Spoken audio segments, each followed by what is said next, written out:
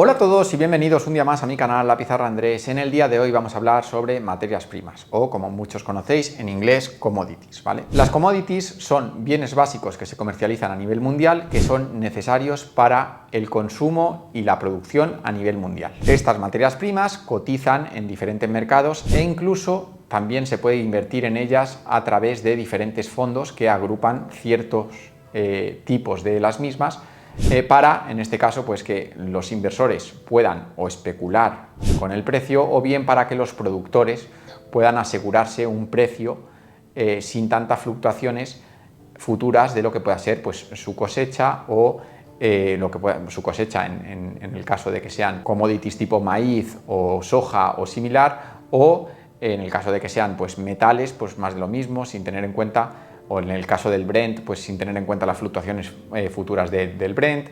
Entonces, la inversión en materias primas tiene por lo general dos caras. Por un lado, vas a tener a los inversores o incluso especuladores que puedan acceder a productos financieros, ya sea en formato fondo o en formato derivado, ¿vale? Para ganar exposición a ciertas materias primas, o bien pues, probablemente porque piensen que va a tener un momento alcista esa materia prima y quieren exponerse a la misma. Y por otro lado vamos a tener a los productores de esas materias primas o a los que trabajan esas materias primas que van a tener acceso a estos mercados para cubrir gran parte del riesgo que pueda tener pues, las materias primas con las que trabajan. De esta forma, pues si alguien trabaja con Brent, a lo mejor hoy puede fijar un precio del Brent y solucionar cualquier tipo de problema, o mejor dicho, fijar ese precio para no tener el riesgo de que mañana pueda venir una guerra y el Brent valga mucho más. O, bueno, en este caso sería bueno para ellos si eres productor de Brent, pero lo contrario, por ejemplo, que es que viniera una recesión y que el consumo de Brent bajara muchísimo, pues si esa persona, gracias a los activos financieros, ha conseguido fijar su precio de Brent a día de hoy para el futuro, pues entonces está mitigando ese riesgo, de tal forma que los productos que invierten en materias primas sirven para esas dos cosas, o bien para que unos puedan ganar exposición a ese riesgo de la materia prima porque creen que va a subir, o sea, lo que sería algún tipo de especulación, por decirlo de alguna manera, y por otro lado los productores tienen la forma de entrar a estos mercados financieros para asegurarse cierto precio de las commodities o de las materias primas que ellos utilizan o que ellos cultivan o que ellos crean o lo que sea, ¿no? Entonces, estas son las dos principales utilidades de la inversión en materias primas, y ahora vamos a ver qué tipos de materias primas existen y qué características tiene cada uno de ellos, ¿no? Vale, así resumiendo, puesto que materias primas hay muchísimas, podríamos hacer tres tipos de categoría. Por un lado tendríamos materias primas energéticas, por otro tendríamos materias primas metales y por otro lado tendríamos materias primas agrícolas, ¿vale? Cada uno de estos subgrupos tiene diferentes características, que es lo que vamos a intentar explicar ahora, que es un poco qué tipos de materias primas más significativos componen estos subgrupos y además qué tipo de comportamiento tienen en según qué escenario de mercado, por si alguno, que ya sabéis que es algo que yo no recomiendo, quisiera especular en alguno de estos productos, que insisto, no creo que sea el camino de la inversión a largo plazo, que es lo que intentamos inculcar aquí, ¿no? En el tipo de materias primas energéticas tendríamos principalmente petróleo, gas natural y carbón. Esto podrían ser las tres principales fuentes de energía que se comercializan en los mercados financieros, ¿vale? Este tipo de, bueno, creo que poco o nada hay que explicar de para qué sirven, ¿vale? Pues no es otra cosa que dar energía, y tienen un componente cíclico muy importante. ¿Qué significa esto? Significa que estas commodities tienden a subir cuando la economía va viento en popa y tienden a bajar cuando vienen recesiones. Es decir, ser cíclico significa que vas en consonancia con el ciclo económico. Ciclos económicos alcistas o de bonanza hacen que todas estas commodities se incrementen el precio porque tienen muchísima demanda. Ciclos bajistas, ciclos de recesión, momentos en los que la industria no está funcionando a su pleno rendimiento, entonces todo esto hace que todas estas materias primas caigan de precio. Por lo tanto, hablamos de que son materias primas cíclicas. Esto interesa tenerlo si creéis que el ciclo está empezando de forma alcista, no interesa tenerlo si el ciclo viene bajista. También decir que muchas de estas cosas, en especial el petróleo, con eventos bélicos, con guerras, también se dispara. El gas natural también podría ser, ya lo vimos con toda la guerra de Rusia y Ucrania, lo que subió el gas natural, también lo hemos visto en diferentes momentos de tensión geopolítica, con ciertas mini guerras en ciertos sitios del mundo, como el petróleo también sube. Es decir, todo esto con la incertidumbre geopolítica también sube, ¿vale? La energía sube si la demanda por culpa de una guerra es significativa y sobre todo también si lo que es el transporte de lo mismo pues se ve afectado, como pudo ser con la guerra de Ucrania, ¿no?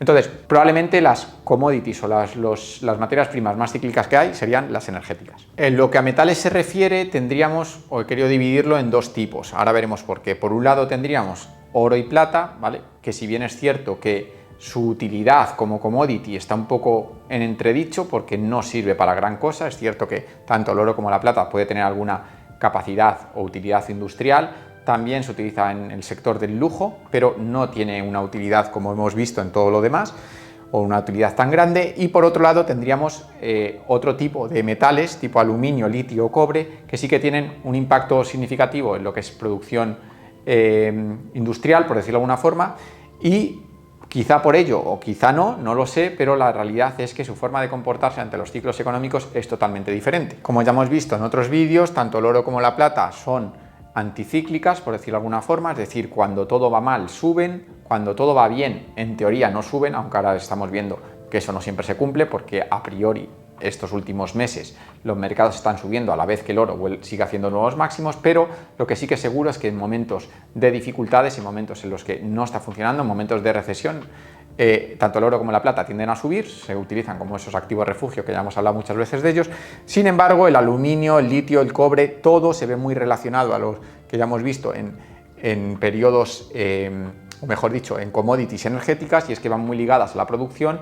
Cuando la producción está a todo tren, es entonces cuando todo el consumo de aluminio, litio, cobre y demás se incrementa, por lo tanto incrementa la demanda, incrementas el precio. Es decir, las commodities que van todas ligadas a la producción de algo, ya sean energéticas o de metales, pues es más que obvio que van a funcionar muy a la par que el ciclo económico. Ciclos alcistas, ciclos de crecimiento van a hacer que todas estas commodities suban de precio y viceversa, ¿no? En momentos malos, momentos en los que la producción no está como tendría que estar, pues es cuando tiene menos demanda y por tanto los precios caen. Y por último, dentro de las materias primas agrícolas, pues he puesto aquí varias. Os podéis imaginar que casi todo lo que se cultive va a tener un exchange en el que se pueda comerciar. Ya hemos dicho que en especial este tipo de commodities que se cosecha, por decirlo de alguna forma, es muy necesario que exista un exchange en un mercado de futuros donde los productores se puedan cubrir de ciertas problemáticas que les pueda dar, pues ya sea el almacenamiento, la cultivación o lo que sea, y asegurarse de ciertos precios sin tener que arriesgar mucho en lo que pueda ser el futuro. Todas estas que he puesto aquí, pues soja, maíz, trigo, café y cacao, pues todas estas van muy ligadas a lo que va demandando la población y también van muy ligadas a lo que son las cosechas, es decir, que se den las condiciones meteorológicas suficientes para poder hacer algo de esto. Por ejemplo, hoy en día, si queréis curiosear, el cacao ha subido más de un 100% en los últimos 12 meses y esto ha sido debido a que hay muy poco cacao porque ha habido muy malas cosechas y por tanto el precio ha subido significativamente. Todas estas commodities de aquí no tendrían correlación, no guardarían correlación con el ciclo económico. ¿Por qué? Porque ya estamos viendo que no van tan ligadas a la producción, sino que van más ligadas al consumo. Con lo cual, es muy difícil encontrar, o por lo que he investigado yo, encontrar una correlación directa entre este tipo de materias primas y los ciclos económicos, y sí que da la sensación de que la subida y la bajada de este tipo de commodities viene dada por lo que hemos hablado anteriormente, por la facilidad que haya para cosecharlos, por la facilidad que haya para guardarlos, por decirlo de alguna forma, y luego por lo que es la oferta y demanda, que es lo que va a decidir si hay mucho o poco de algo. Si aumenta muchísimo la demanda, pero no ha aumentado la oferta, no se ha podido producir más, entonces los precios subirán, y viceversa. Si se ha podido producir un montón y sin embargo no hay mucha demanda, pues entonces los precios caerán. Entonces, más o menos podríamos decir que las materias primas agrícolas no guardan una relación directa con el momento actual de la economía, aunque supuestamente también es cierto que si en algún punto se viera muy mermada la capacidad económica de la población, pues es posible que ciertas materias primas que a lo mejor no fueran indispensables, agrícolas, pues pudieran verse afectadas con menos demanda. Pero bueno, no he encontrado ninguna correlación significativa, con lo cual, en este caso, ya más o menos tendríamos una imagen de lo que son las principales materias primas en el mundo y qué se podría esperar de cada una de ellas en función de lo que esté haciendo el ciclo económico en algunos casos. En otros, pues como ya hemos visto, no encontraríamos esa relación, ¿no? Vale, entonces, ¿de qué depende el precio de las materias primas? Pues fundamentalmente yo diría que de estos 4 factores, ¿vale? Siendo el primero de ellos el más obvio y el que más impacto va a tener en que algo esté caro o barato, suba o baje, ¿vale? Que no es otra cosa que oferta y demanda. Si estamos hablando de que este tipo de bienes son útiles y necesarios en el mundo, pues estamos hablando de que cuanto más útiles y más necesarios sean, mayor demanda tendrán y por tanto los precios subirán. Por otro lado, la oferta también es igual de importante porque, por ejemplo, esto lo vemos mucho en el Brent, si se produce mucho Brent y no se consume, pues entonces el precio va a la baja. Entonces, si se produce un exceso de algo, si es de demanda, probablemente los precios vayan a subir, si es un exceso de oferta, los precios vayan a bajar. Y esto es más significativo que nunca en materias primas porque su producción está determinada para poder satisfacer un determinado uso. Si se produce más de la cuenta es cuando los precios o se queda mucho sin usar, que incluso en algunos casos, como son las agrícolas, se puede incluso estropear, y por otro lado, si la demanda es demasiado alta y no hay suficiente producción para cubrirla toda, pues es cuando los precios subirían significativamente, ¿no? Entonces, os diría que la gran mayoría de los casos, el 90%, por decir algo, del precio de una commodity va a venir determinado por esto, por cuánto se quiere consumir y por cuánto se puede producir, ¿no? Luego, pues, en otro orden de cosas, y también muy ligado a lo que es la oferta y la demanda, el ciclo económico es significativo, sobre todo en esas commodities que ya hemos visto que van ligadas a la producción. ¿Por qué? Porque esto va a hacer que probablemente si el ciclo económico es expansivo haya muchísima demanda de esas commodities más energéticas o más de metales, como hemos hablado, en cuyo caso se van a necesitar muchos más y subirá el precio. Y si el ciclo económico es bajista o es complicado, pues entonces va a pasar todo lo contrario. Hay menos fábricas, hay menos producción y por tanto todas estas materias primas van a ser o se van a necesitar menos, ¿no? Por decirlo de alguna forma. Entonces, el ciclo económico va directamente a influenciar lo que hemos hablado de la oferta y la demanda. Es decir, todo esto al final podría afectar en cierto modo a lo que hemos dicho que es la gran mayoría del culpable de que algo esté caro o barato.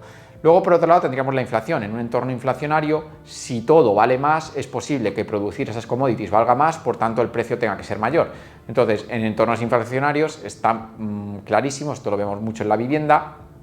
Tú hoy quieres construir una vivienda, dicen Andrés, ¿por qué cuestan tanto una vivienda? Porque aunque te quieras comprar o hacer una vivienda desde cero muy pequeñaja, pues los materiales han subido tanto que hacer vivienda nueva cuesta un montón, por lo tanto la vivienda vieja también va a costar más, porque el que quiera vender y hacer va a tener que pagar más por hacer. Es decir, todo lo que venga hecho con bienes de este estilo, con commodities, con materias primas, pues va a hacer que entornos inflacionarios haga que suba el precio de todo, ¿vale? Si algo vale producirlo, o algo vale crearlo, o algo vale construirlo, y todo lo que se utiliza para crear eso, para construir eso, ha subido de precio, entonces el bien final también subirá de precio. De la misma forma, pues si tú estás produciendo aluminio y todos los gastos energéticos han subido, entonces el precio del aluminio también tendrá que subir para que sea un negocio rentable, para que salga a cuenta producir ese aluminio, ¿no? Por decir algo. Entonces, al final la inflación, digamos que como que se va desarrollando por tramos, y si el tramo inicial, que puede ser por ejemplo la energía, ha subido de precio, entonces el tramo final o los tramos intermedios, que es la producción de esas materias primas, pues también van a tener que incluir ese componente inflacionario en las nuevas materias primas, ¿no? Y luego, por último, que ya hemos visto que no va a penalizar a todas las commodities, pero sí algunas de ellas, es los casos geopolíticos que puedan dar cierta inestabilidad a o bien la producción, o bien la distribución, o bien que incrementen significativamente la demanda de ciertos tipos de commodities que normalmente suelen ser commodities energéticas o similares. Pues esto también va a hacer, obviamente, que el precio de las commodities suba en su mayoría, por lo menos en las que se vean afectadas por este evento geopolítico, ¿no? Entonces, más o menos entre estas 4 cosas podríamos definir cómo se mueve el precio de una commodity, cómo se mueve el precio de una materia prima, en función de lo que hemos dicho, de un montón de características que normalmente acaban tocando esto que hemos visto en la mayoría de los casos, que es la oferta y la demanda. Bueno, y por último, antes de concluir el vídeo, tendríamos que responder a la pregunta, oye, ¿y cómo se puede invertir en materias primas? Bueno, digamos que hay 3 formas sencillas de invertir en materias primas. La primera de ellas es a través de los futuros. Los futuros son unos derivados financieros de los que aún no he hablado en el canal, y es que son bastante complejos, son productos que llevan apalancamiento de forma intrínseca, es decir, tienen más riesgo del que creéis, y además tienen un vencimiento, es decir, un futuro no lo puedes comprar y mantener de por vida porque el futuro acaba y en el momento que acaba deberías o venderlo o asumir el vencimiento del futuro, que sería comprar la commodity física, con lo cual ya hay varias historias, que de esto puedo hacer un vídeo algún día y contaros ciertas anécdotas, en los que un trader se equivocó, se llevó un futuro de commodities a vencimiento y se acabó encontrando con que tenía que depositar no sé cuántos millones de euros y tenía que coger un camión o un barco entero de barriles de Brent. Es decir, si te equivocas con un commodity a vencimiento o con un futuro de commodities a vencimiento, te quedarías con el subyacente, te quedarías con el cargamento final de Brent, de soja, de lo que sea.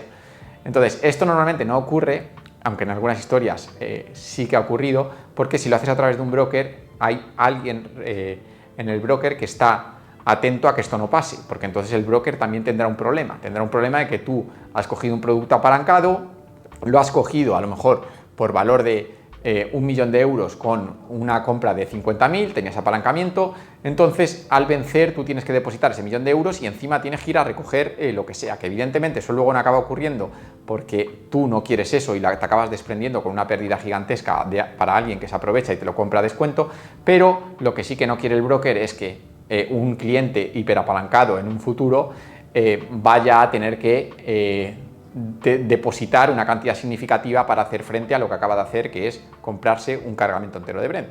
Entonces, no solo tiene apalancamiento, sino que encima la entrega física que hay detrás de los futuros, pues lo hacen un producto bastante complejo. Dicho esto, es lo que os digo, siempre hay alguien de riesgos en un broker que no permite que un cliente se lleve a vencimiento un futuro de este estilo y acabe comprándose, pues eso, un cargamento entero de lo que sea, ¿no? Entonces, esto es complejo, es la forma más directa de invertir en commodities y por muchos motivos todavía no quería hablaros de ello. Algún día volveremos a esto. La forma más sencilla de invertir para vosotros, normalmente buscaros un fondo o un ETF que replique cierto tipo de inversión en commodities. Por ejemplo, para oro es muy sencillo, ya hemos hecho otros vídeos en los que hemos explicado.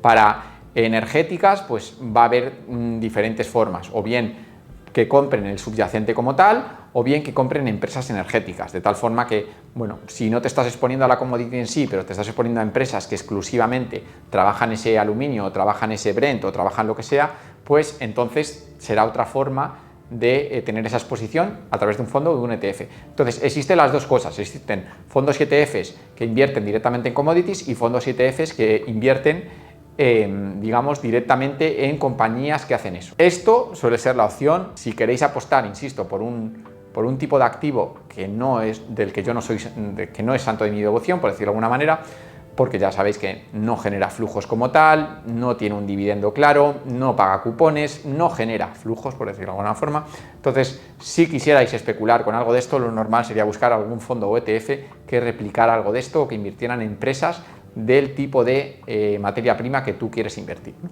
Y luego, por último, sería directamente vosotros ir a las acciones y comprar empresas que se dediquen a las commodities. Os he puesto aquí quizá dos de las más famosas, las podéis buscar, Trafigura y Glencore, son empresones que se dedican directamente a gestionar las commodities y que en entornos en los que las commodities lo hacen bien, lo hacen muy bien, y en entornos en los que las commodities lo hacen muy mal, pues se la pegan, ¿no? Entonces, si queréis exposición a empresas directamente que invierten en commodities, es simplemente identificarlas, yo os he puesto aquí un par, y comprarlas a través, pues, de vuestro broker preferido, ¿no? Por decirlo de alguna forma. Y esto serían más o menos las tres formas más rápidas de acceder a esto. Evidentemente habría una cuarta, que sería tener el activo físico, sería tener la materia prima en sí, tener lo que sea, un barco con los bidones de Brent. Evidentemente eso ni lo pongo aquí porque no aplica a vosotros, ¿no? Entonces, más o menos, esas son las materias primas. No sé si ha quedado claro, si tenéis dudas me las dejáis en comentarios y nosotros nos vemos en el siguiente vídeo. Se despide de la Pizarra Andrés.